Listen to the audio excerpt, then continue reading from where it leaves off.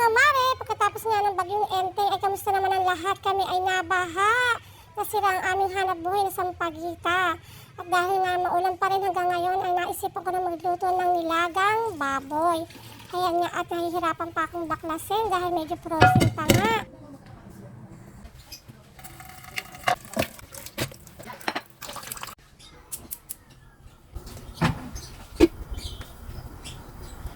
At habang pinalalambot nga natin yung ating gagawing nilaga, ay naglinis-linis muna ako mga mare.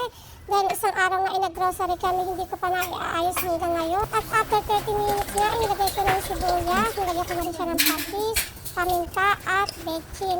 Bechin nga ang aking ginagawa, hindi ako nagluluto. Ewan ko nga ba mga mare, bakit nakasanayan ko na maglagay ng bechin? At kung makikita niyo naman mga mare, ay naganimot lang ako ng laurel.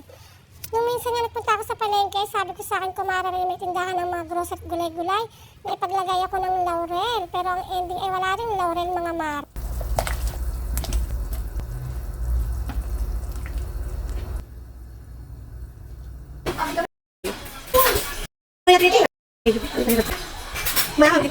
At sa tuwing maglalaga ako, dinadamihan ko talaga ang repolyo at patatas dahil paborito ng aking panganay yung patatas.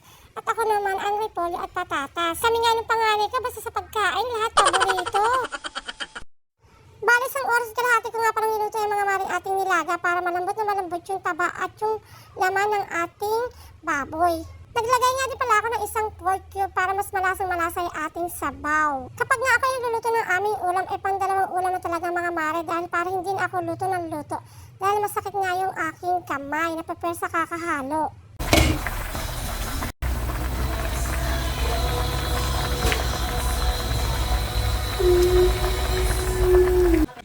At finally mga mare, luto na yung ating nilagang baboy. At